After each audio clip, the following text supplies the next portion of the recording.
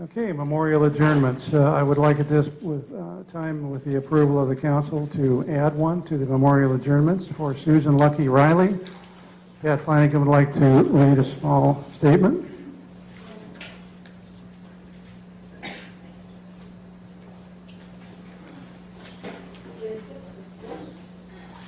Difficult to think of another person in the Morongo Basin who has exhibited leadership, entrepreneurship, and integrity in the service of her community longer than Susan Lucky Riley. She was born June 22nd, 1916. She passed June 22nd, 2017. She was 101 years old. Since her time as a seasonal ranger at Joshua Tree National Park in the late 1960s, Ms. Riley's love of nature and her passion for preservation of the desert environment has propelled her into action on behalf of our communities on many issues. Her activism was triggered in 1969 when she learned that Southern California Edison was planning a string of huge electric lines through the Morongo Basin. Her determined and passionate efforts to raise local awareness and action not only resulted in the project's demise, but also resulted in the founding of the Morongo Basin Conservation Association, which continues to work for the preservation of the basin's natural desert environment and unique quality of life. Her dedicated involvement through these and other groups was locally and nationally recognized in recent years. She was the first recipient of Joshua Tree National Park Minerva Hoyt Desert Conservation Award in 2004. The Basin-wide Foundation and their annual award program honored Susan in 2007.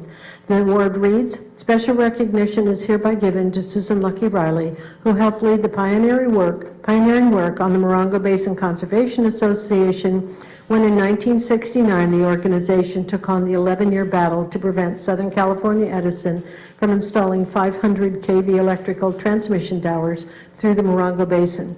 In 2013, Susan was awarded with Congressman Paul Cook's Woman of Distinction Award." So, Susan is also, her father is credited with the founding of 29 Palms, and many people from all over the area came and spoke just last Saturday for her memorial service. Thank you. Thank you, Pat. I appreciate it. I'll get our guests seated. James, Supervisor. All right. Molly, you're in the end here.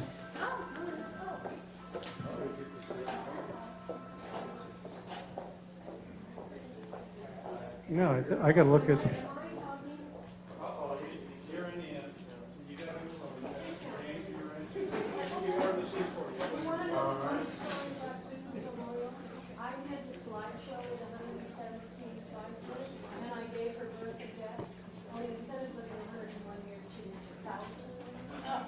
But it's true, she packed a lot into her 100 years. 1,000 years of heavy effort.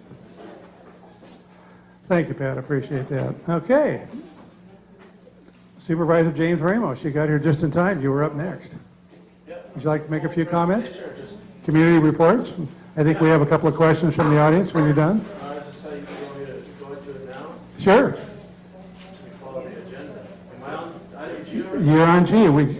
Yeah, good timing. Can you turn that mic on, James? There you go. Perfect timing here. Well, thank you, and it's my pleasure to be here, and for all the hard hours the MAT committee has put together and keeping us abreast on all the issues that are facing the Joshua Tree area, the whole Morongo Basin. As you know, that we do get engaged with our counterparts on the board on issues that come up. Sometimes we're successful, sometimes we need more support. One of the things recently that we were able to do was get $1.5 million allocated back to Wander Valley to keep that station open and to really start to have a discussion there. So we were able to do that because when the budget came out and said it was going to close, we started immediately advocating, saying, no, that's not the right way to do those things. So just to let you know, I was at Wander Valley Station today and went out on a ride-along where they actually went to a home and there was some medical aid that needed to be done. So I'm seeing it firsthand. And if you don't see me in the paper and up here at these things, doesn't mean that I'm not in the community, because I have been on different ride-alongs, have been right at those points and discussing those issues that are there. Another thing that our office has worked with those in the community was on this crisis center, and that broke ground. So we're looking at 2018 to have that fully functional. And that was one of the big concerns that the community kept saying, we need that type of service here in the area. So we've been able to bring that forward. We've also been able to work with Caltrans and with others to get the Joshua Tree bike lanes in there, in that parking that's there. So we're very much engaged in trying to get all these things going. But one of the things that, and today, is the deadline to comment on the monuments. And I truly believe that we need to keep the monuments where they are because of the economic development, the economic stimulus that comes to this area because of the Joshua Tree, and the tourism that comes through here. So much so that we wrote an op-ed, we wrote comments back to the Secretary of Interior. We're out there advocating that the deadline is coming up here pretty quick, and we need to make sure that they stay in place. And that's my opinion as your 3rd District Supervisor.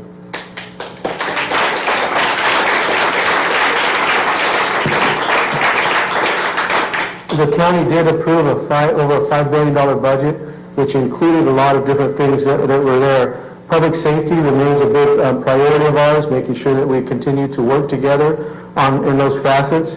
The Crisis Center, Residential Center is scheduled to be completed late January 2018. Food distribution has been something that has come up, and we've gotten several calls on it here in our office coming up. So we did get a response, those in Wander Valley, that this month that they will continue to deliver those foods, and we're going to get back tomorrow and start working with County Council trying to figure out where is that hang-up that's there. So we continue to work on those things. So the MAC continues to bring these issues forward. Pioneer Town, we're still delivering water there, and we're working hard to make sure we're identifying funding for those areas there. And we continue to work on all those issues that are there. The MAC comes together and passes resolutions and gets them to my office and gives me updates on what's going on so that we could actually start to speak up on some of those things at the board level. And even before they even get to the board level, we start to address some of those situations that are there. We also do have to announce that we did become the vice chair of the San Bernardino County Transit Authority, which is the San Bernardino County Transit Authority for the whole county. So we're going to be looking at the Morongo Basin and making sure that we're able to get what we can through there, through Sandbag and through the county transportation area. We will have another coffee with the supervisor coming up here in the area, and we'll announce that and get it out once that's ready to go. One of the things that we did want to encourage you to do is to continue to comment on the video conferencing center that we did get established once we took office, because the more you comment on that, the more you utilize that, gives us the wherewithal to continue to make that available to you, not only on board days, but even on other hearings that we have that's there. One of the reasons I did want to come out also is to field some questions that maybe I'm not aware of, because I'm a true believer that your elected leaders are only as good as the issues that you bring to us that we could actually start to speak up on your behalf. And so it's really a time, I'll field some questions, I don't want to take over the whole meeting, but if there is some questions, some areas of topic that are out there, let me know. And I do need to say that as a county supervisor, we work hand in hand with the local municipalities, with the town of Yucca Valley and their elected leaders, and with 29 Palms, the city, and their elected leaders. We work together because if we didn't work together, we wouldn't be able to bring a lot of the fruition and things together for the whole Morongo Basin. But this is a time that I'm here, that I want to hear from you. If there's areas that we're not tackling, areas that we should be aware of, areas that we need to be reminded of, I'm here as your county supervisor to listen to you. If you have any questions, raise your hand and I'll bring the microphone to you. Thank you, Supervisor Ramos. I'm here to question the failing deliveries of the USDA food distribution program. I know that you're working on that now, but it's rarely on time. Last month, the truck broke down and they said it was still in San Bernardino, and they would rent a truck at 10 o'clock, and people have been standing outside in the heat since 7 a.m. in the morning. Wow. Had to go home with leftover canned food. Okay. They previously had deliveries of frozen meat, cold foods, but those trucks broke down and have not been replaced. My question is, who oversees this program, who pays for it, and how can it get fixed? We're a disadvantaged community, as you know, and it's unfair to the people who depend on the food, USDA food to supplement their diets, and they shouldn't have to suffer needlessly. Thank you for your assistance. Thank you. And getting into where the money and all that comes from, we did dive into this at the request of the food distribution. We did know that Community Action Partnership is one that delivers it. We're going to be going back this week and figuring and getting deeper into it to try to make sure that that doesn't happen again. Now to talk about the trucks and the frozen food is something that we'll actually start to address too. And Molly Wilshire is here. This is my chief of staff, so she'll be looking into a lot of these different things. So, thank you. Yes, David Fick here. I was going to have several questions regarding, there's been a lot of interaction between the Planning Commission and Joshua Tree, the community of Joshua Tree, for the last 3 or 4 years. And there was a workshop a while back where the Planning Commission had a great understanding that Joshua Tree might be right. And so they said, well, we'll have to revisit the maps that Joshua Tree hasn't seen yet because we have to have comments towards them by the Joshua Tree people. So they were going to revisit the Joshua Tree community update, and we're sort of wondering what's happening with that. Okay.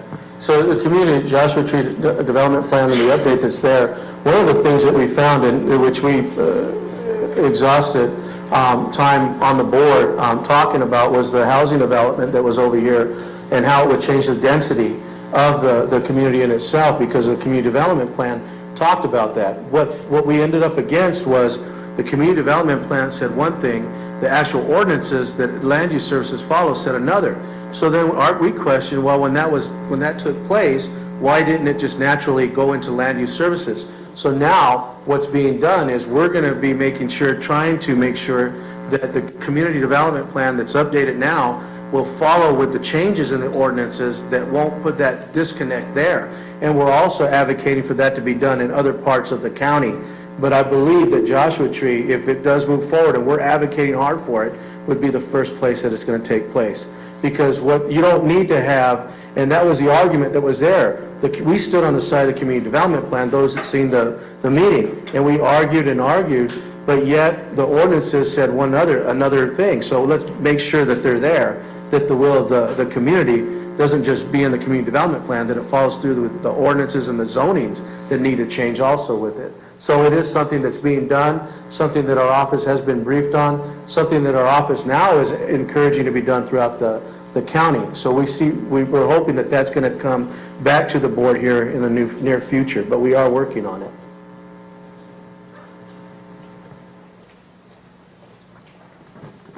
Al Marquez of Sunfair Community. Supervisor Ramos, I mean this and yes. Where were you at the last board meeting? At the last, No, I'm just well, if you see my mustache, yesterday I actually had a beard because I was on vacation. I'm allowed to go on vacation once out of the time, but I did have a beard. Yeah, you were missed at that meeting. Yeah. My question is that since we have a President 45, I won't mention his name, but he has new EPA director, and he's reversed a lot of environmental aspects like the Dakota Park line and stuff like that. And the problem that we're having right now is that the Cadiz water reclamation project, and I'm encouraging everybody in the community and in the Morongo Basin to contact Paul Cook, our representative in the Congress, and of course we don't have any problem with their senators because they're against this project too. But nevertheless, we have a problem with the EPA director, and he's trying to reverse everything that President Obama set forth. Thank you. Thank you. What issues came out at the last board meeting that needed my attention? I thought we cleared the slate when I left, right? You like the mustache?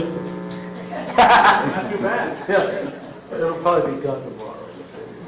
Yeah, Tom O'Key and Joshua Tree. I wanted to ask about the renewable energy resolution that's getting ready to come up before you and what that means. And I was on the B team and then briefly involved with Spark to a certain extent, but with all the renewable energy and all the issues that have come up for our county regarding, siting and the rest of it, I'm curious as to where the situation is at this point.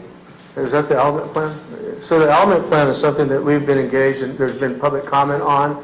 We've been keeping calls going into land use services to make sure that we're staying up to speed on that. We understand the last period, the comments came in, that they're getting it now ready to present to the board. So we're encouraged that that could happen in August or in September at the latest. So we keep putting that, and that's pretty quick for a government to get that out. So we're encouraged to look at that and to make sure that we continue to protect the pristine areas of the Morongo Basin and the desert as a total. So I don't know who has. Thank you. Supervisor Ramos, Yes. you seem relaxed. We're glad that you got to go on vacation. That's all. Well, I started my day off at 7:30 out in Hinckley, and then out in Wonder Valley. And so here, yeah, I guess I'm relaxed or just looking at the clock and trying. Running it out. Yeah. We appreciate your support of the national monuments in the last few days. We're at the end of the comment period today, and we've seen some significant report like the Tribal Alliance of Sovereign Indian Nations come out recently, a lot of the environmental groups that supported originally. There's a resolution before the MAC tonight. And going into the next phase, when Secretary Zinke makes his recommendation about what to do with our desert monuments, we're wondering what would be most helpful for you as a county representative to hear from us, whether that's social media, more letters, any of those kind of things. What can we do to make sure that you have what you need to stay strong on the issue? I think one of the things is, just staying, like today, we're up against a deadline here in a couple hours on the East Coast, making sure comments go forward on those things, and then waiting to see what the administration is going to do with those comments, whether they get back and say, okay, these are not the ones that we're worried about, now we're worried about some others. And just to make it clear, we are worried about the monuments in our district. I can't speak to the San Gabriels, but I can speak for the ones here. And there has been public comment on these, and we'll attest to that. I mean, for over 20-something years, there's been public comments on those, so, yeah. So just when you start to hear different things that maybe we're not hearing, make sure that you're sending us something so we stay in the loop on all that.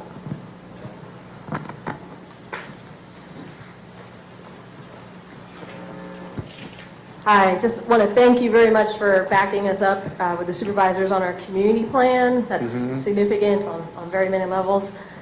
Just want a little assurance, so we will be seeing the zoning maps and the plan again, because there hasn't really been a final go-over of the revised plan. So I want to make sure that doesn't sort of slip away, that the revised plan just sort of gets approved, and we haven't had that last round of looking at it as a community.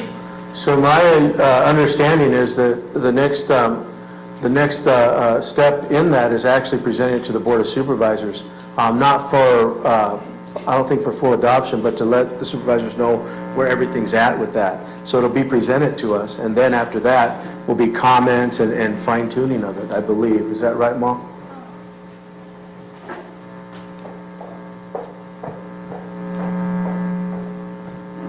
I don't think it goes louder. We actually have a briefing coming up in the next 2 weeks, I want to say, with land use services. So I'll ask that question, and then I'll let you know through Mark what the answer is, because I'm not sure at this point if they're going to come back to the community. I would imagine they would, but I would like to double check before I tell you directly yes or no. That's great. At that community planning meeting, that commission meeting that he mentioned in November, the commissioners basically applied that the plans would come back for review to the community, because there's a lot of changes that they made that we just did not see and didn't have any impact with or input with. Yeah. So that I was think that's something really probably the case. I think you might be mixing up with the element, but I'll double check and then let you know through Mark. cool. Thanks. And then two more kind of specific. Yeah, because there's two different things. The element plan that's going to be brought back to us, and the community development plan, the update. The community development plan update is one that where we're asking for land use services, zoning ordinances to match that community development plan. The element plan is something that's going to come back and talk about the different elements, the renewables, and all those different things that are there. Oh, So. okay, yeah, that's great. And just two more things. Well, it was about 3 years ago, we had that really bad flood in 2014. We had the bad flood in 2014 that you were here afterwards. Oh, yeah. Yeah.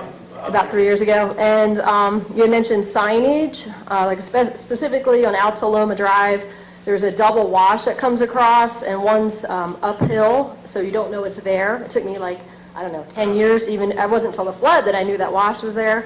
And that's where the 5-foot-high wall of water came across. It's not at the bottom of the hill, it's at the top. So there definitely needs to be signage there, during a rainstorm, look right, like they do in London, look right to cross. It's the same idea, like, this is the way you need to look, because you will not do it automatically.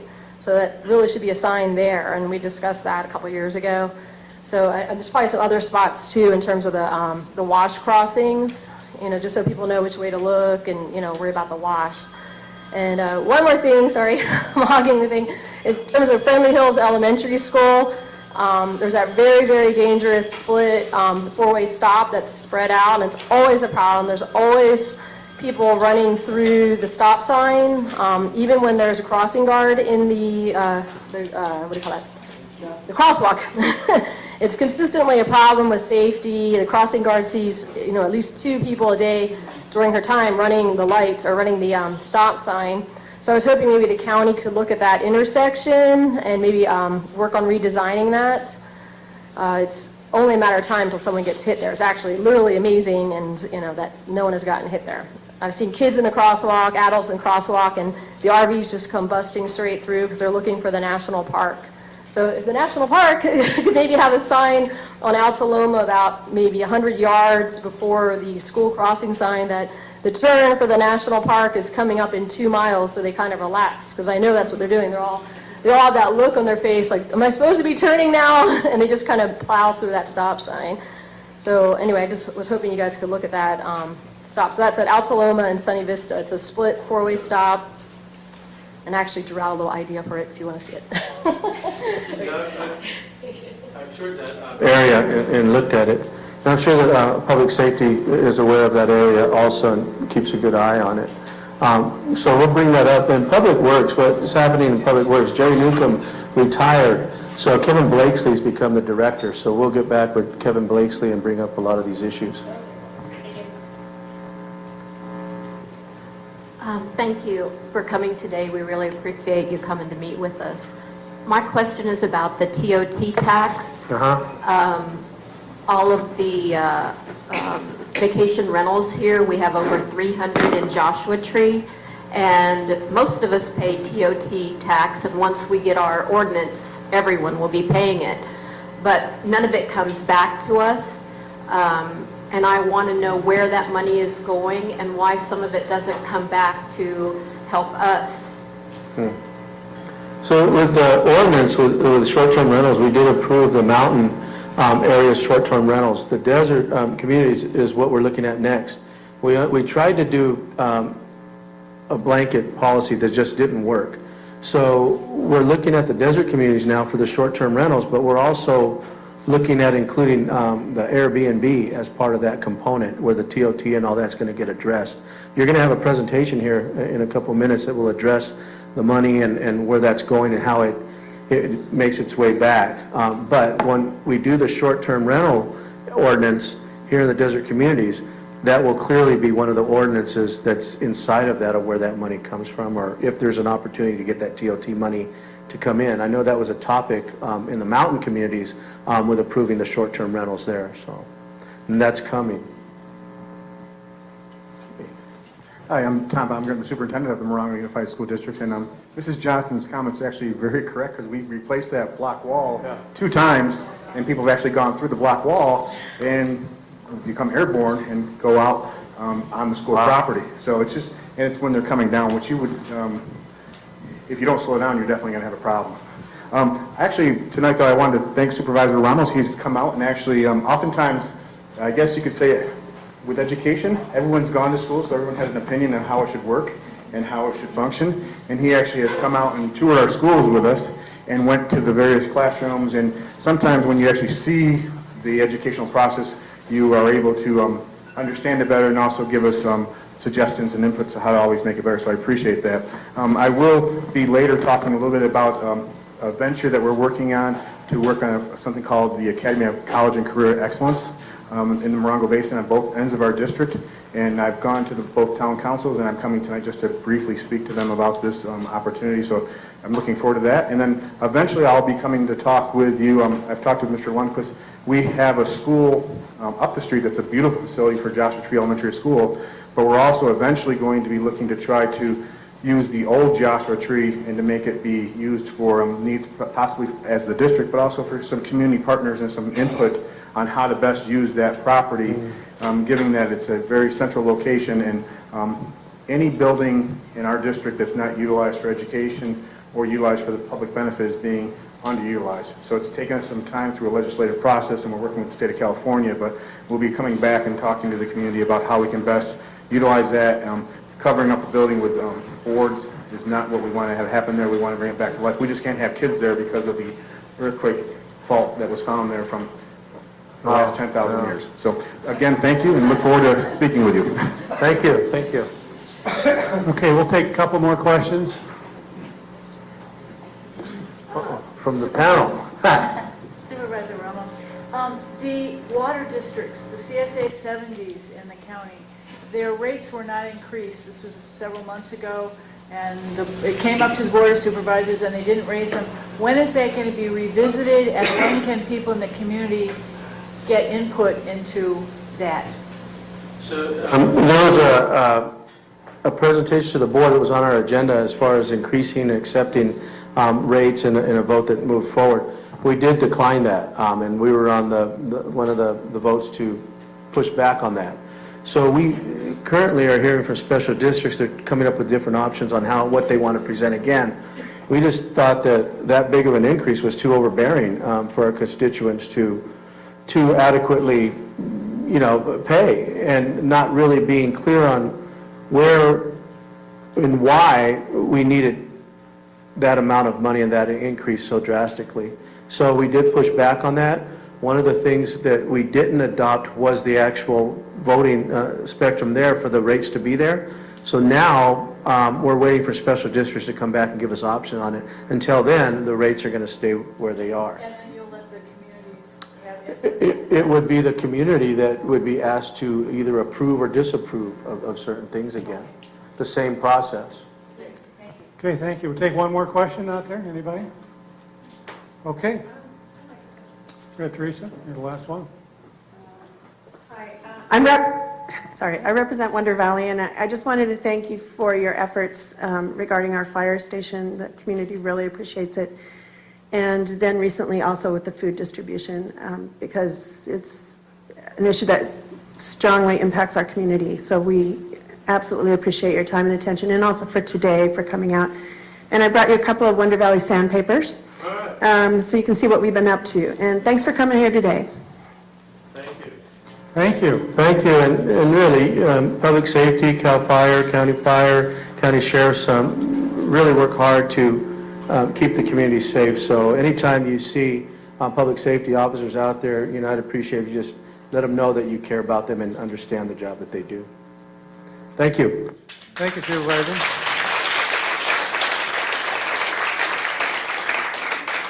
We appreciate that. Supervisor has another event to go to, and Molly's giving me the eye over there, so if you'd like to adjourn, that'd be great with us, okay? Or stay, it's up to you.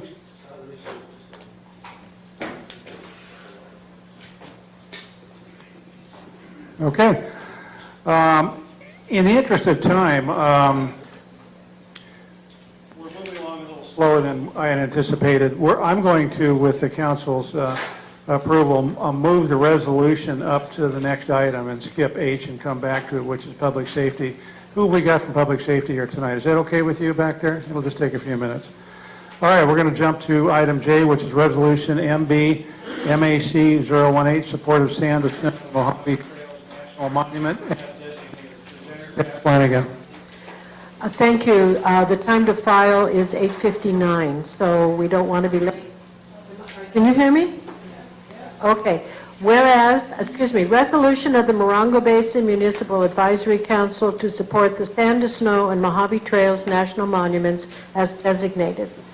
Whereas the Morongo Basin Municipal Advisory Council is an advisory body of local citizens appointed by the San Bernardino County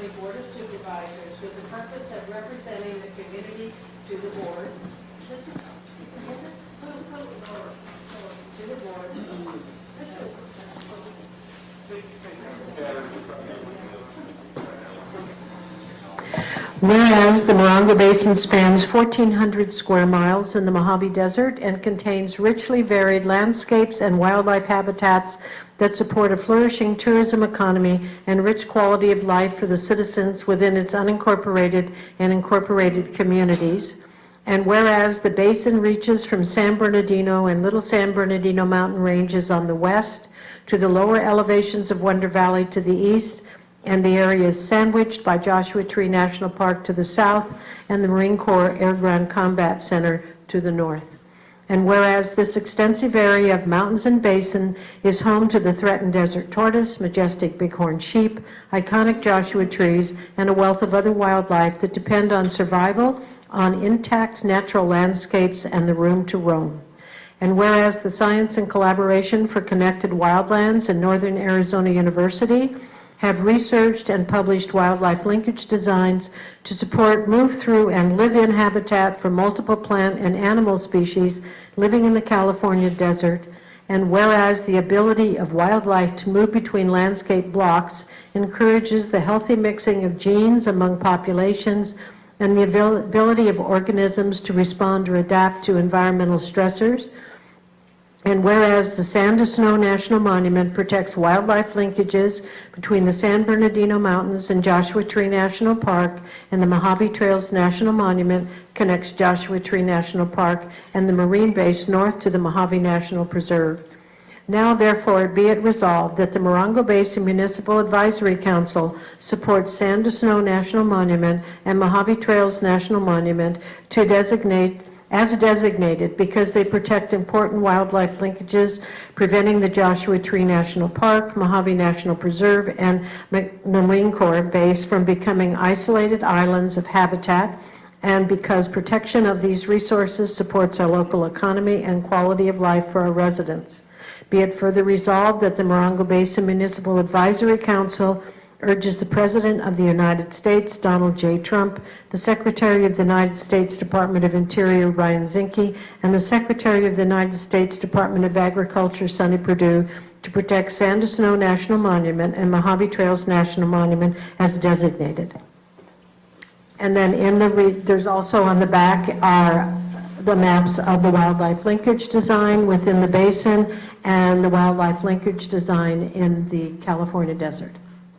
Thank you, Pat. Do I hear a motion? Okay, second. Can we do that formally? Just to move the adoption of the resolution? Yes. MB MAC 018. Thank you. Okay, we had a motion? And we had a second? Michelle, a second. All those in favor? Aye, so moved. Okay.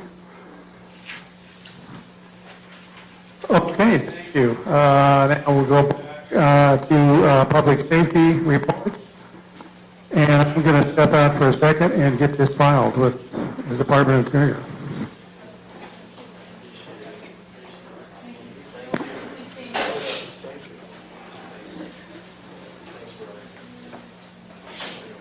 Okay, we have county fire here tonight? No, I think county, we heard earlier that they're all tied up and some on vacation. And it's fire here? Step up. Thank you. Make sure that mic's working.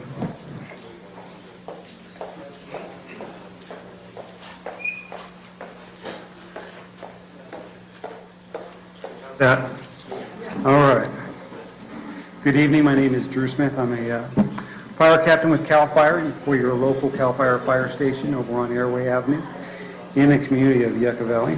And a little bit about our situation statewide. We're very busy. Locally, we've been very busy.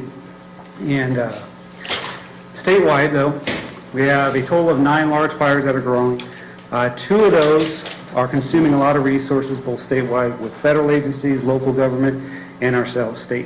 And largest one being the Alamo. It's 28,000 acres, and it's in the San Luis area. It's 20% contained. About 2,000 firefighters on it, both local, federal, and state. And the next one is the Wall incident, and that's in the Oroville area. That's about 5,000 acres, 60% contained, 200 engines, and close to 2,000 personnel on it, 1,800 personnel. Locally, though, we've been very busy. We run at least 3 wildland fires a day, both locally here in the Morongo Basin and unit-wide. Unit-wide, it ranges from Phelan, inland, to the Inyo, Mono County up there, and recently the Holcomb fire. That one 100% contained. That was a pretty large one. It was on Forest Service land. State had a response, local government had a response, but that one is 100% contained. Saturday we had a fire in Big Morongo Canyon. It was a total of 9 acres. We had 2 tankers, 2 helicopters, 2 hand crews, bulldozers standing by, and it took a lot of personnel to take care of it.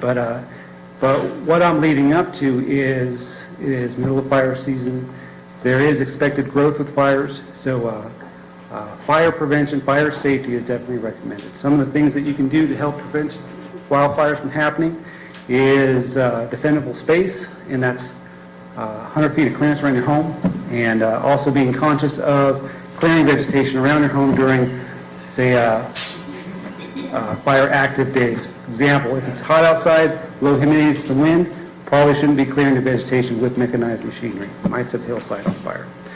Peak burning period is like 10 to 4. You know, sometimes it gets a little bit warm, even before 10 o'clock, so keep that in mind. We have been doing aggressive defendable space inspections. We have the 2 engines in Yucca Valley doing that. Also, we have a group of inspectors driving around in pickup trucks to the areas like Morongo, Joshua Tree, Pioneer Town. And we're not 100% complete in this area, but we're still working on it. Fire activity does take away from that, and we try to balance it as much as we can.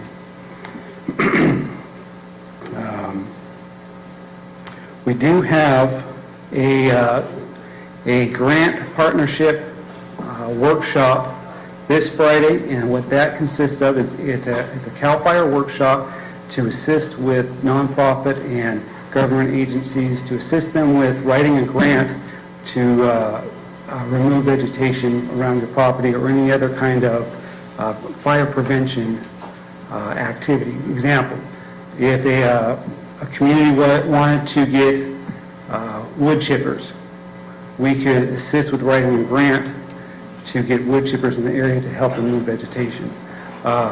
It's an application process, and if you're interested in that, see me after the meeting. I can give you some information. Any questions at all? Yeah, we have. When you say clearing 100 feet around your house, you don't mean live things, do you? I mean, you don't mean trees and native vegetation. No, it's like a balance. The balance. So every property is different. Every property is unique. Not every property is on level ground. So if you look at it from a circle point of view, around your house, the first 30 feet, you want to clear that out as much as you can. And let's say you have a large plant, an ornamental shrub that you can't remove. You know, you can clear around that and kind of isolate it out. The whole point of defendable space is making your house safe in case you have a wildland fire. Now, that doesn't mean remove everything barren landscape, so now you'd have an erosion issue, or now you have no privacy, because the whole point of living out here is for those qualities, is so you can have your privacy and have your space and enjoy the environment. So I'm not an advocate of completely, barren landscape, because it's not healthy. But what I am an advocate for is clearing it to make it fire safe enough to where if your house does catch on fire or the surrounding hillside catches on fire, that under the worst condition possible, let's say we have 20-mile-an-hour winds because of 40-mile-an-hour winds. If your house is survivable under those conditions, you're in the category of having defendable space. So yes, it is clear around your house, but it's also being smart about it, and some of the things you want to keep, you can isolate those out. The concept is 30 feet of well cleared, and after the next 70 feet is like removing the fuel continuity. So you're going to trim it around, you're going to get rid of your ladder fuels, you're going to be able to kind of isolate your plants out. So if you do have a wildfire that burns through the area, it's not going to have enough continuity to run all the way to your home. And it's also saving your neighbor's home as well. Let's say you had an outbuilding that caught on fire, and it's 2 o'clock in the morning, it's kind of windy. Under these conditions right now, it could potentially burn through a field and burn your neighbor's house down in the middle of the night. So if you have defendable space on both your property and your neighbor's property, everyone's going to be safer as a community. And when we show up, and I pull up to your guys' property and I look, I keep in mind that I have 500 gallons of water. 500 gallons of water, 3 people on my engine. What can I do with that? Now, if you provide the defensible space, I can do a whole lot more. And with that in mind, there's multiple homes I can engage on versus one home that has poor clearance, that's going to consume more of my time or consume more of my resources for one home versus 5 or a whole neighborhood. So as a community, as a whole, it's in everyone's best interest if everyone has like proper clearance, good defendable space. Cool. Anything else? Any other questions? Thank you for joining us tonight. I appreciate it. Thank you. Thank you. Thank you. Okay, county fire wasn't here. Cal Fire CHP, I know, is off, and we have a sheriff, Lieutenant Barty. Did I see him back there?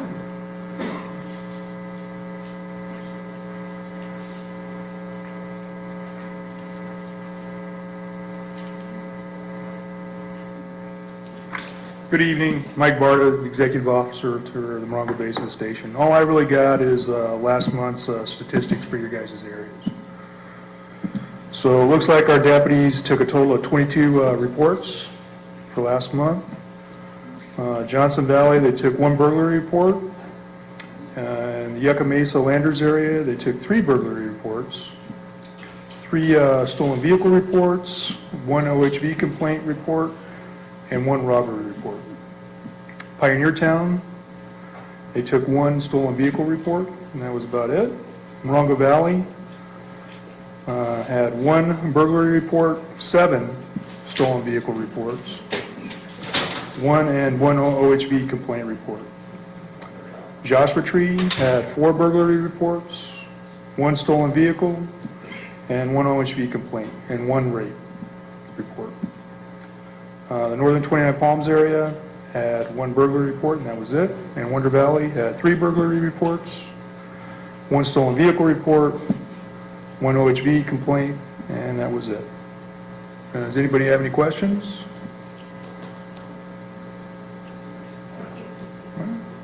Easy night. Now? Easy night, Mike. Yes, ma'am. Are you talking about a Joshua Tree? At 62 in Park? Well, that's probably more CHP's answer, but yes, from what I understand, they are lowering it to 40 miles an hour. Thank you, Lieutenant. I appreciate it. Thank you. Okay, and Morongo Basin Ambulance is excused tonight. Before we go on to our just wanted to let you know that the resolution was submitted successfully.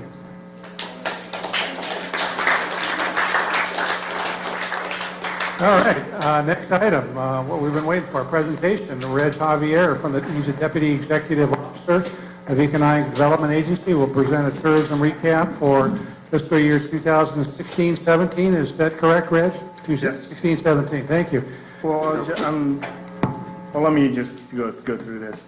Good evening, everyone. I'm Reg Javier. I'm the Deputy Executive Officer for the County of San Bernardino Economic Development Agency, which houses both the Workforce Development Department and the Economic Development Department. I'm going to provide you an overview of the tourism marketing program. Basically, normally you would get one of my team members, Monique Carter, out here to present on this topic because she's actually the one that heads up all of that work. But similar to Supervisor Ramos, she decided to take a vacation. And so you got the backup. So I'll try and do her presentation justice here. Reg, do you need somebody to advance your laptop? No, I brought my Great. remote, thanks. Ooh, I can't see now. Can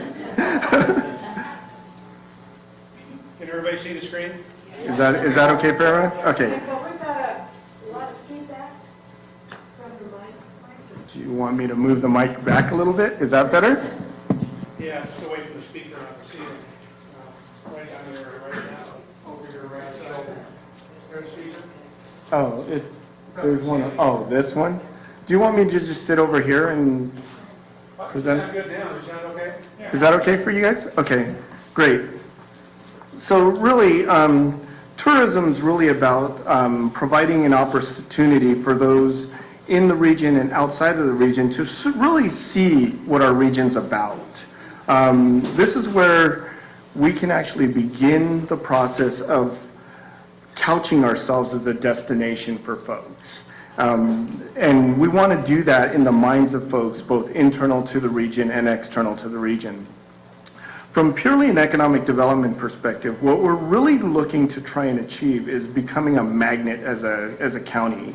And that's really around becoming an attractor of visitors, lifestyle, business, talent, all of those factors that really cause a vibrant economy.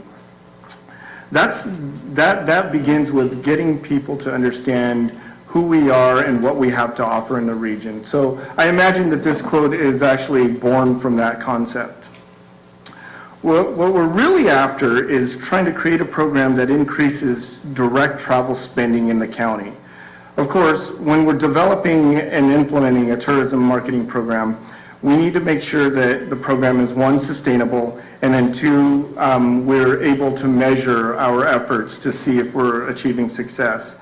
So our big buckets, in terms of performance objectives are really around brand awareness as a destination. We want to ensure that we measure how well we're doing in terms of brand awareness from a destination perspective, the perception of the San Bernardino County as a destination as well, and then lastly, multi-night lodging stays, which is really a tactical measurement as to how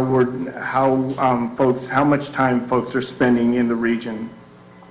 We really have 5 strategies that actually play into those performance objectives. And those strategies are really around brand development, brand marketing, public relations, content marketing, and social media marketing. I'm going to go into what the activities are in those right now. Brand development is really about all of us knowing who we are and how best to position ourselves and tell the story so that people either remember us or notice us. If they don't know about us, they'll actually find us somewhat interesting, so to the degree that they'll inquire more about us. The tactics that we go about doing that in brand development is really around brand studies. So we're really studying how brands actually become really, really effective. What are those most effective brands? Why are they effective? And who is the audience that they actually really tap into? And by studying those brands, we can really hone in on our brand as a county. Stakeholder engagement meetings are also another way that we do this. And that's really about creating stakeholders in the community. So those stakeholders might be hoteliers, restaurateurs, things of that, people of that domain that as we engage them, they become part of this overall brand of the region as a destination. Stakeholder workshops, this is where we actually convene a group of all the stakeholders throughout the county around us becoming a destination and really help build awareness of what our brand is, understanding and capacity, and build the understanding and build capacity around making that brand sort of come to life in the region. Brand marketing is really about the mechanisms by which we publicize that brand that I just talked about in terms of how we develop. It's very similar to brand recognition, and we can all think about these brands that we just recognize out there in the world. And that's what we're really attempting to try and achieve with sort of brand marketing. This is done through paid advertising, trade shows, regional partnerships. This is where we try and become top of mind with folks with respect to our brand.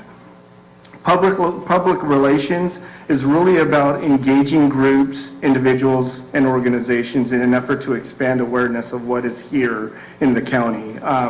We do this through what we call familiarization tours. I'm sure a lot of you guys know about that. But that's really an effort to bring to light to folks that have influences over potential pools of folks that might decide to come and visit San Bernardino County, whether that's Joshua Tree or up in Lake Arrowhead. Those folks that might be just thinking about traveling somewhere and don't have a real idea as to what their destination is, we would be bringing these, maybe a group of travel agencies to the region just to show them what we have so that they become advocates for the region as well. Social media marketing is really about us becoming top of mind using social media. The proliferation of who we are, what we're about, how many people visit us, all of those things, using social media outlets to be able to sort of get the word out.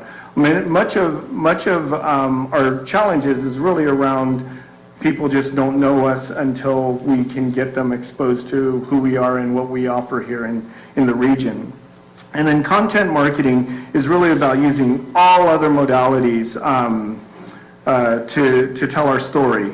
We're making a concerted effort in our analytics, actually, to really push and drive traffic to San Bernardino County via the internet. So we're using a lot of data analytics in how we write articles so that whenever anyone searches for anything for any topic really that might have any inkling of some sort of travel or tourism, we're actually going to go to the top of the list on any Google search because of the fact that we have gone into analytics to the degree where we're writing articles to put in keywords that pushes up to the top of the list.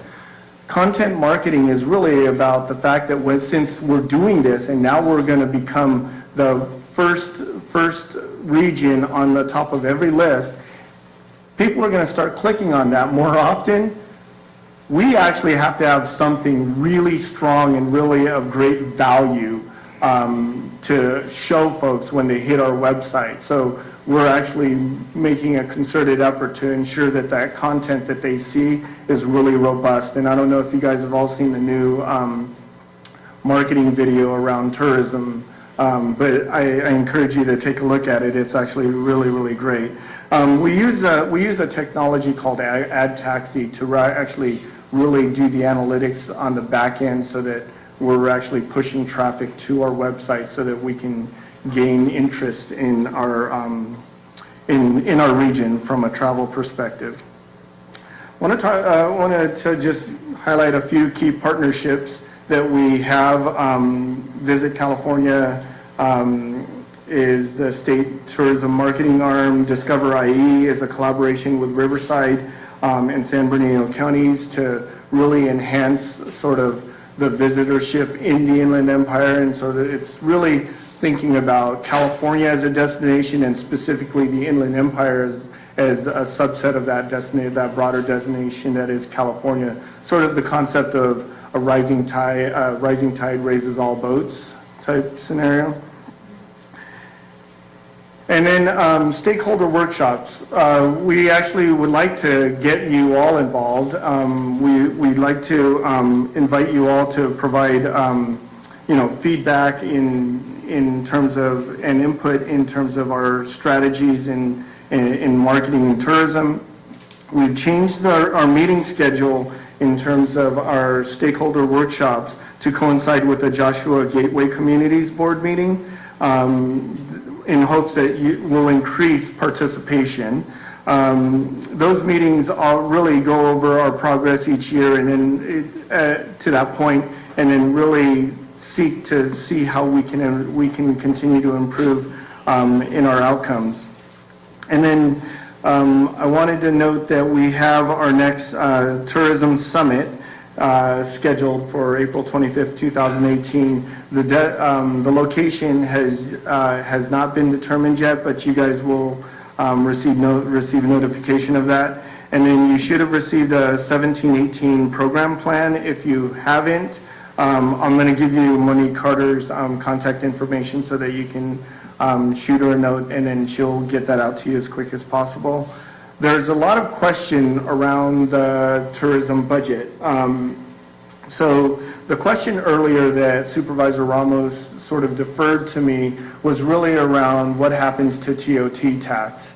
And the TOT tax goes directly into the general fund, and that gets managed through the budgeting process that you guys see the supervisors going through, and we're just almost coming out of that now. We've got the final budget votes coming up here in August, but the TOT tax goes directly to things like fire, things like safety, all of those things. What this represents is that the Economic Development Agency actually does budget $303,000 of our monies, our budget, and the Economic Development Agency is actually funded through one-time monies that are identified by the agency itself every year. So it's one-time monies, and we have to actually continue to identify those each year. But we believe that, as the first slide said, that the front door to economic development is tourism, and it is really about awareness and lifestyle and community activities and things of that nature, that we have things that are so incredibly beautiful and places to visit here that we want to garner that attention from everywhere else in the world.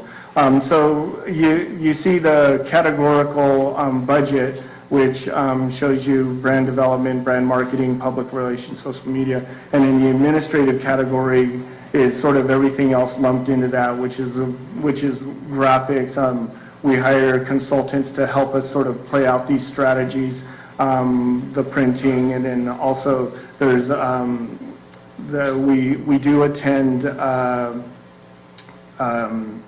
travel sort of summit or conference where all of the travel agencies and all of the destination organizations that sort of do all this broad marketing all sort of don Washington, D.C., and what we do is we try and schedule meetings with all those folks so that we can actually put San Bernardino sort of top of mind all the time. So that's in that administrative bucket. And the total budget and economic development, from economic development towards tourism, is about $300,000. And then just a few highlights that I wanted to sort of go over, just throw out there to the group is, these are three just general bullets, but I call out that, in destination spending alone for San Bernardino County, it's $4.2 billion. The total number of jobs in San Bernardino County as it pertains to tourism is 54,400 jobs. And then the sales tax revenue to San Bernardino County is really about $122 million annually. So, and then you could see that because of these strategies that we've been measuring over time, year over year, we see an increase in our tourism and our effectiveness in our tourism program. And then lastly, as I said, I'd give you guys Monique Carter's contact information. She's the one that actually heads up the tourism and marketing program for the county. And I will be more than happy to take any questions and try and answer them. If I can't answer them, I will certainly promise that I can get back to you all with answers that are palatable for you. Sure. Your budget is, that's exclusive of headcount, right? Hold up. Marketing budget? All right. I was just curious. Slow it down a little bit. Yeah? Well. I was just wondering if that budget you showed was exclusive of headcount. You mean staff costs? Staff. Yes, there's no staff costs in there. So that's all tourism budget. The staff costs are completely stripped out of that completely. Excuse me? So tourism, marketing tourism, we're a very lean economic development agency. We have about 7 full-time staff people. We usually run one full-time all the time on this, which is Monique Carter, and she has support staff of about 2 people, and usually people flow in and out depending on the activities we've got going. Yes. Can you tell us again specifically how you measure the impact of your internet marketing? So, so we actually, this year, we're actually bringing on a tool called Ad Taxi that's actually going to help us do the analytics behind the scenes so that we are actually determining it's beyond Google Analytics, because we already use Google Analytics to determine how many hits, how long people stay on our website, what they're actually looking for, things of that nature. But we're actually trying to increase the traffic to our website using Ad Taxi so that we can become top of mind across a number of topics that pushes San Bernardino to the top of the list and pushes a lot more folks, even folks that weren't looking for travel or tourism or anything of that nature, pushes them to our website, which then our website is about to go under reconstruction so that we can then guide them into the pockets that we want them to be guided into. Does that answer your question? Okay. Can you tell me how things are broken down in terms of places within the county that bring these dollars, like the $122 million in tax dollars and so on? I mean, relative to, say, Joshua Tree National Park, the new national monuments. I saw Santa's Village on your thing. I'm curious, just how is the breakdown evaluated in terms of region or place? So we haven't done that breakdown in general. I can go back and see if we can get that breakout.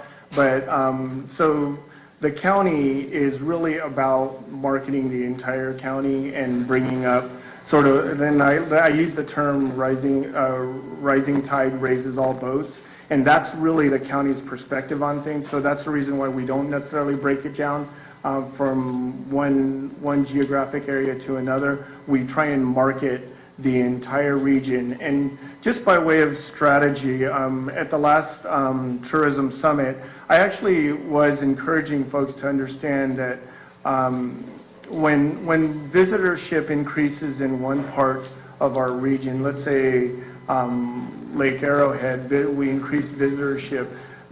If we're doing marketing correctly, it should similarly increase visitorship into the Morongo Basin, because if you think about travel and tourism, folks generally will look at all of the activities in an entire geographic area that's drivable for them. And so what we're saying is that if we're successful in our strategies, we're increasing everybody's throughput, and then by collaborating with regions, we can likely increase traffic here because of strategies we're pushing in Lake Arrowhead as well. Does that make sense for you? No, I understand totally, but if, let's say, for instance, Joshua Tree National Park is responsible for 80% of the $122 million, yet you're only giving 10% of your budget towards being able to market and build infrastructure. In other words, be able to look out for the things that are necessary for all those people coming here, when they don't have any impact, for instance, on sewer systems elsewhere. Yet we take the burden, and so the tax money that isn't being spent to be able to bolster and support our infrastructure, even though we are bringing a much larger percentage of the positive, it's not being reflected in the return coming back to be able to support that infrastructure. And it seems to me that we get the extra wear and tear where everybody else who may not necessarily be broad performers on their boat floating up is getting the advantages where we are getting a disadvantage. And it seems to me there should be some analysis for the individual areas that are performing and their performance, and be able to analyze how to increase performance areas where boats might want to be able to put a little bit more float in the situation, and not just leave it up to those that seem to be very well floated when they need infrastructural help. And I think that analytic is actually important. So. Well, and in response, I agree. And as I said on the front end, that the entire sales tax revenue goes into the general fund, which then gets pushed out to each of the respective regions. So that the tourism generation of sales tax revenue is only one portion of all the sales tax that goes into the general fund. So I would just say that we're looking at one sliver of one piece of the entirety of the county budget that goes through that budget process. But I agree that analytics would help, at least just from the tourism perspective. Danielle Segura, Mojave Desert Land Trust. Hi. I want to add on to what Tom is saying, and just to give you a different perspective, because I think you being here tonight is so important, as we just passed a resolution for our public land and our monuments. And I absolutely appreciate the rising tide, and I want to commend Monique, who, if any of you have met Monique, really represents the whole county. And when I look at the budget for what you have to do, there's a lot of work to be done there. That's the largest county in the country. I appreciate that. I just want to flag for you, since you're here tonight, and also many of us in the room attended the tourism summit. I really appreciate that in Lake Arrowhead, and I hope you'll come to the desert next year in April. Is that it would be helpful for us to have that number broke out. And if we think about what the economic value is in those monuments, we can think about the entire outdoor industry, Rose Macario, Patagonia coming out for the monuments. That's a valuable tool for you as you're lobbying for your budget. And also something we've talked to Monique about is, and when we think about that as an equity issue, tourism in Chino in Mr. Hagman's district is very different than Mr. Ramos's district. And you heard Ramos tonight share his support for the monuments, and the first thing he said, it was the economic impact. So I think there's something in there, and we've been talking to Monique about getting those numbers, and so that we can help you represent the county. And if most of the tourism is coming to our monuments in Joshua Tree National Park, what does that mean for the whole county? We'd like Mr. Hagman and Supervisor Gonzalez to be very aware of that, how that plays into people moving in and out of the county. Yeah, definitely, and I appreciate that. And I would just, first off, thank you for the kind words for Monique. And she does do an outstanding job, and she does it with a very, very lean budget, as you guys can see. And I would just say this, is that I want to just make sure that everybody does understand that we as a county truly, truly value our partnership with you all. And that's the reason why me as the DEO said, you know what, Monique, I know you're on vacation, go on vacation. I will go up there and make sure that we give you guys the presentation as to how we're doing, but then also a listening ear to the things that we could concentrate on to ensure that we allay your concerns, and then also progress going forward and improve our program. Hi, I'm John Van Vliet. I'm from Joshua Tree. Hi, John. I got a couple questions. The first thing I'm worried about is our park. We have 2.5 million people, I think that's last year, and they're being really stretched thin. And we've had a big increase in the tourists coming up here. And I'm not hearing anything about how we're going to take care of them, because if we bring 3 million people in, it's going to be shredded. And if we shred our attraction, then we're defeating ourselves. Right. So it's like, is there anything on the books to help take care of the park here at all, or is it, we just can't look at the food source? So, Yeah, and that's where I wish that Supervisor Ramos was still here, because again, that's part of that budgeting process for the county is ensuring that that's where some of the money's going. I will bring the question back so that we can at least get some kind of a response out to you. Yeah. I'm not saying it's going to be the perfect response. It will be a response, a starting point for us to begin our work together going forward. For the community, the quality of that park is like it's the heartbeat for up here. Yeah. And if it's allowed to wither and die, so shall we. And that is a very bad thing. So we don't want to have that happen. So the other question I have is, and this is the sort of the elephant in the room, the last meeting I went to, they were talking about a $700 permit fee for the Airbnbs. Are you connected at all? Have any information on that? So, because that was sort of rippling through the vacation rental community, and everyone's very concerned about it. And I understand that they want to bring in more tourists, and I see you're part of this, but it seems like all we're doing now is trying to raise more money for the county. So that's a big concern up here, and I know that the other people that I deal with on that, they're getting upset. I'll bring the concern back, John, to make sure that the Airbnb, the $750 fee. It was 700, and it was 700? Yeah. Okay. And they were saying, yeah, we're talking about it, and so none of us want to wake up in the morning and go, by the way, By the way, it's done, right? Yeah. Yeah. It's, I'll bring it back. okay, thank you. Sure.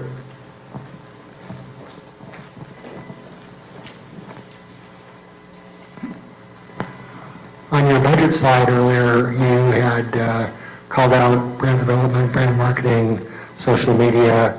I did not see any money allocated to content creation, which was, I think, the fifth leg of that chair of programs that you had.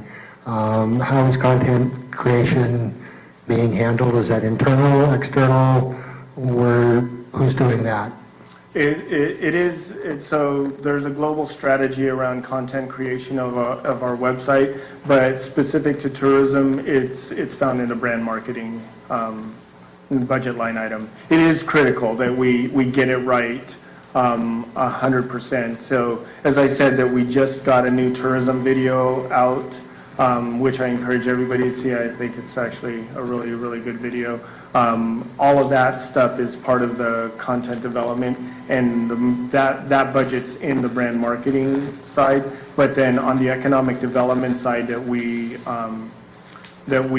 have for the broader economic development strategies beyond tourism, we also include some of the contracts for, let's say, video editing and production into the tourism side as well. So that's only for the website and not for print media? No, it's all print media, advertising, all of that stuff. Oh, that's together sort in of one thing. baked in, Okay. yeah.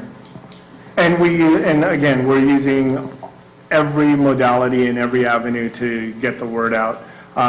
There's good and bad, right? So we're effectively getting the word out, but you saw 2.5 million people in Joshua Tree this year, and you're likely to continue to see increases because we're being successful in our marketing, which is great.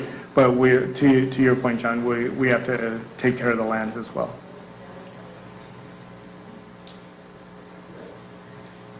Going once, going twice. I thought I was off the hook.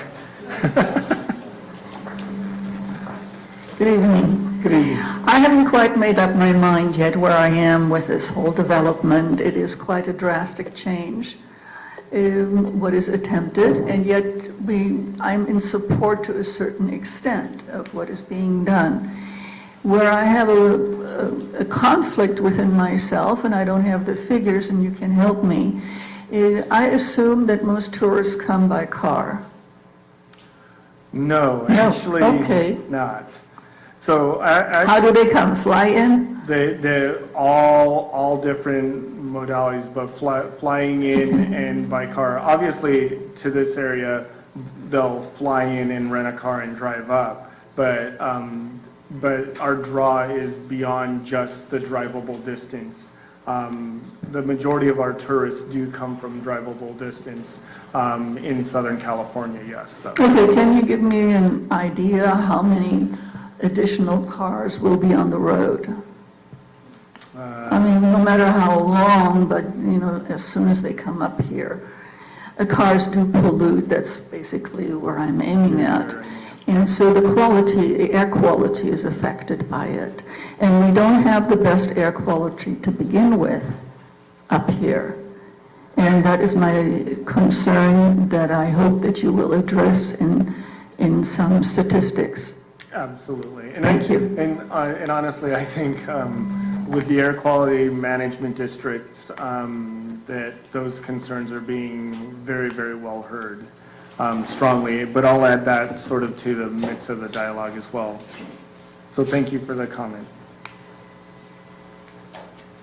Okay, with that, Reg, thank you. Oh, you got a question?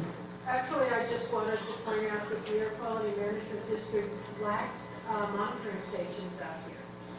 So when they give their readings, they tend to give them from Victorville and other places because, for instance, there's one on the Marine base, but they tend not to use it for a lot of things because it's on the Marine base and the Marine base gets served out. So we need monitoring stations out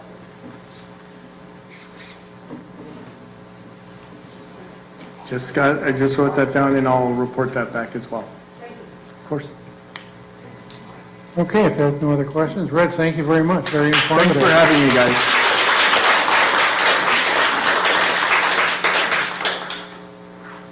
Okay, where are we on the agenda here? We skipped around a little bit. So, public comment. I'm not going to read the whole thing. We've been here long enough, so we got some comments. Judy, are you satisfied with what James said? You're okay with that? Okay. Tom Baumgart, you got 3 minutes. Love that microphone. Yeah. Just came out tonight because I've been working on a project. I want to use that. Tom, we don't have a panel today, so I'm just going to say, you have 1 minute left and Well, thank you. Actually, just talking about the College of Career Academics and Vocational Education, and we've got 2 separate facilities that we're looking at in the Morongo Basin. One is actually, we're trying to reopen the old Monument High School, and we're partnering with the college. The target audience is about 16 to 26-year-olds, and we've got about 200 students that are actually already doing dual enrollment, which means before they graduate, hopefully they'll be able to earn their associates, and we're looking at that project. So I provided the folks a handout, and if you've not seen it, we've been in front of the 2 city councils, but we're looking at a virtual lab, dual enrollment, independent studies, which is very important for folks that live in rural areas and for kids that live in those areas too, and really focusing on various career technical education offerings in STEM, and also working with the computer lab for when sometimes our students move across the country, and for them to continue their education in our district would be a benefit for both those students and our community. We're really looking to try to do this in a way that meets the new state mandates as far as measuring a district and how well we're doing both academically on students pursuing college educations, but also pursuing career technical. With that, I'll lay 30 seconds left, and I think I'm done.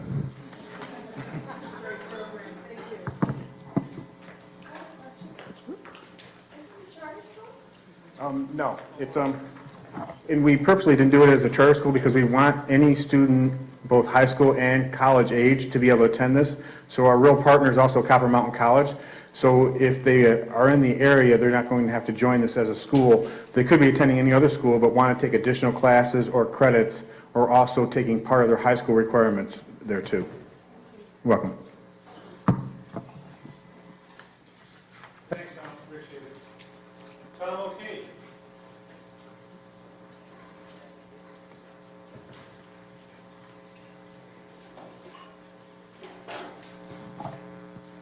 Well, first I want to apologize for being so wordy tonight, but this is what I actually came here to talk about. Those of you who don't know, I'm a chapter leader for the International Dark Sky Association for the High Desert Region of San Bernardino County.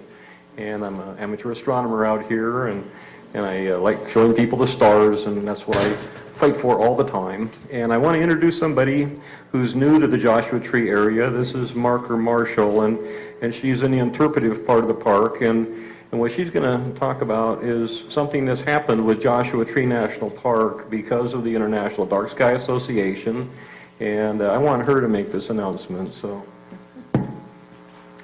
Well, the park's application has been approved, and on August 12th, Joshua Tree National Park will be declared an International Dark Sky Park.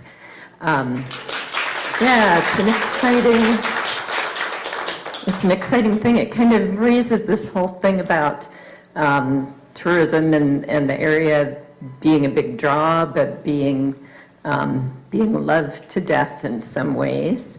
But this is one area where actually the work of the local community in protecting dark skies here and the ordinances that there are for outdoor lighting in this area has helped to give the park this honor, and we're hoping the communities will continue to support the park as a dark sky park, meaning to keep the area lighting reasonable and star friendly.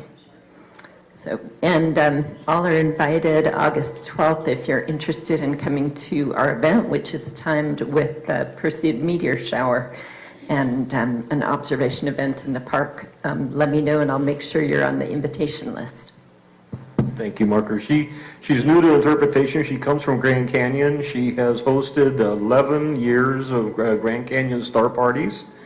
She worked with Jane Rogers, who's with us now as the resource officer with the park. So we've got some great people from Joshua Tree National Park coming from Grand Canyon. And I want to thank Luke Sabala, who has spent so many years trying to get this application approved through IDA. I've worked with him hand in hand for a long time, been back and forth, and poor Luke was pulling out his hair, and finally they got their designation. So it's a silver designation, which means there's room for improvement. There's a hope that the communities will help maybe get that gold designation. That would be nice. And also in the room with us tonight is Gene Mueller, who's an astronomer from Mount Palomar, who has discovered supernova and the comets and asteroids, and she dedicated one of the asteroids she found to Joshua Tree Park. In the International Astronomical Union, there's actually a listed asteroid named after our park, and Jean was directly responsible. She retired to Yucca Valley. She runs the ping pong group there if you want to go play ping pong, or tribal flute. But we have some great new people in the astronomy world with us, and I want to thank everybody. And let's hear it from Marker joining us. It's a really great thing. Thank you. Okay, with that, and I hope that asteroid named after the park doesn't land here. Is it headed here? No. Okay, thank you. With that, we're adjourned. Thank you all. Oh, wait a minute. Oh, we got community reports. I'm sorry. Okay, you want to start off, Teresa? Or Dawn? Where's Dawn? There you are. Dawn? Dawn Landers, Dawn Johnson from Landers. Good evening, everyone. Just to report that, I'm Italian, I'm used to yelling. Can you hear me?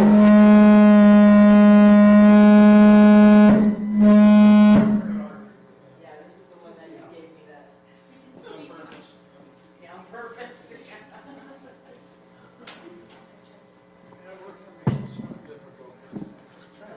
Okay. Can you hear me? Oh, yeah, that's much nicer. Okay. Okay, so on September 2nd, which is Labor Day weekend, there will be a Labor Day celebration at the Homestead Valley Park with food vendors, music, and a fireworks show in Landers. Details will follow, and it'll be on social media. Since we didn't have our July 3rd celebration, this is in lieu of that. Let's see, the neighborhood watch, we're setting up a neighborhood watch, but since we're so widespread. We're not really able to set up any captains or anything like that, so we're kind of going to group up and report anything suspicious or anything like that. We were given at the Landers Association meeting Saturday, we were given this paper, which it helps us to, detect any kind of information about suspicious people or anything like that that we see, and it, helps us to look for these kind of details so that we can give an appropriate description of the person. Let's see, what else do I have? Another issue that was brought up at the Landers Association meeting is a concern about folks moving into the area and building outdoor areas for growing pot. Residents are afraid to report anything for fear of retaliation. And again, since we are so spread out, it's kind of easy to see who was the one that maybe reported it. So, people are kind of concerned about that. And one of the main concerns also is, well, first of all, it's illegal. And second of all, the other concern is that it will lower our property values. So that's it for me. Teresa Seitz from Wonder Valley. I don't have a report tonight. I'm just getting over the flu, and we didn't have a meeting. The only thing I can report is it's been really hot. I wouldn't have known that. That's why I'm here. All right, I'm Tom Siegert with Yucca Mesa, and I just want to report to put in your calendars the Yucca Mesa, the Mesa Fest. It's going to be on September 23rd, and it will feature live music, craft beer garden, craft vendors, delicious food, chili cook-off, horseshoe competition, kids' activities, and raffle prizes. That's it. Oh, it works. Just want to mention the Joshua Tree. We had the groundbreaking for the crisis residential treatment a couple of weeks ago, and it was well attended. Had some dignitaries there, and we got to get a golden shovel and throw some dirt out. That is on its way to being about 4 months ahead of schedule, the way the contractor's going. And I got to tell you a little interesting story about the groundbreaking. Somebody had put up a very large sign outside that said, future home of the sewer treatment plant. Now, we couldn't figure out whether that was Joshua Basin Water District putting that there, because they did have to put a package plant there. But we found out it was a prank. They stole it from the Yucca Valley sewage treatment plant, brought it down and put it there, and they happened to put it there the night before the groundbreaking. But we know who did it. So I don't want to know. I don't care. I thought it was pretty funny, actually. But the next day, it disappeared. And I was there about 7 o'clock in the morning. So they must have come in the middle of the night and taken it back and put it back where it belonged. So that was the groundbreaking for the new CRT. I want to shout out to Blake Baxter. He's in the back of the room there. He has formed a community watch, neighborhood watch is it called? And he, I think, personally paid for some signs. How many? 15, Blake? 15 signs, and he got some donations from volunteers, and they are spread out through the north side of Joshua Tree in the neighborhoods from White Feather all the way through Panorama Heights. You got volunteers to put those in, and are they all installed now, Blake? Pretty much, yeah. Pretty much. So I'd like to give a shout out and a hand to Blake for organizing that and getting that done. Okay. Thank you. And Kat, I'm sure Kat had something to do it. Tom, you did it too? Who did? Oh, Tom. Tom O'Kee was in that too. I was going to think Thomas Falls, but I know he didn't do it. He didn't do it. Oh, you're Tom. Oh, okay. Tom O'Kee, come on. He doesn't know how to dig a hole yet. Yeah, thanks guys for doing that. I appreciate it. I know Kat was behind it every inch of the way too, right? Okay. Typical farmers market in downtown, I think it's still going strong. I don't think the the art thing is going on Sunday. It's suspended for the summer. Okay, so it's still it's coming back in Labor Day. Okay, and I'd like to report that I think the downtown Joshua Tree realignment with the angle parking and stuff is actually working.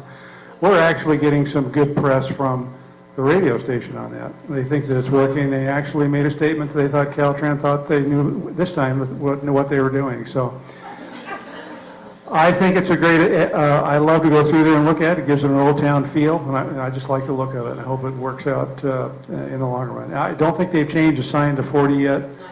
They've ordered those, I know, so we're still at 45.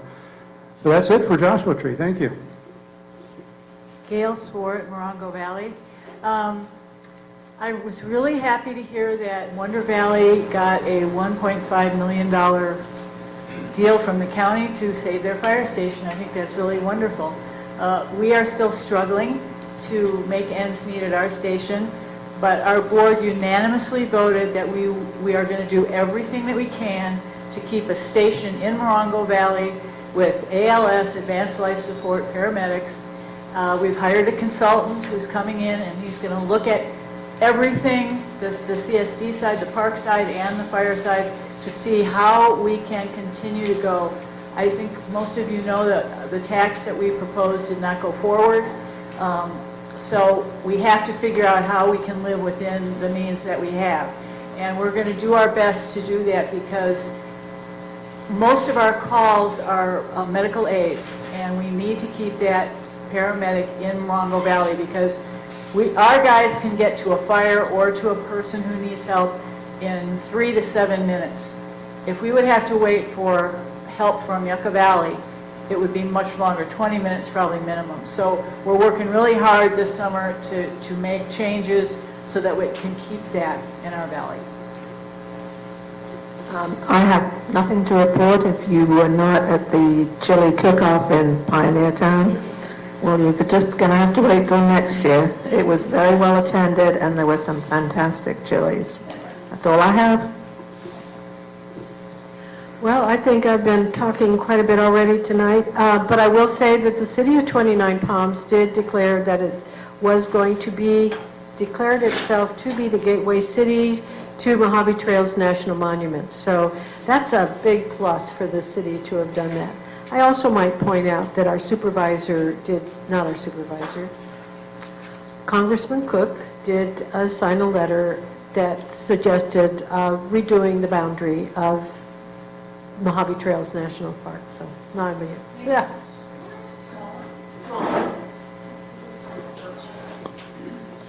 Okay, my last statement is not so much to do with Joshua Tree, but I'd like to personally thank, and I think we all should, Pat Flanagan for crafting that resolution. She did a wonderful job. And also, last Saturday was the memorial service for Susan Lucky Riley, and Pat put together the presentation that had her at 1,000 years old. So, but she did a slide presentation that all the key speakers could key off of, and it was an absolutely wonderful thing to honor Susan and what she had done in the years. So, again, thank you, Pat, for doing that. Okay, with that, we're adjourned. Good night. Thank you for coming.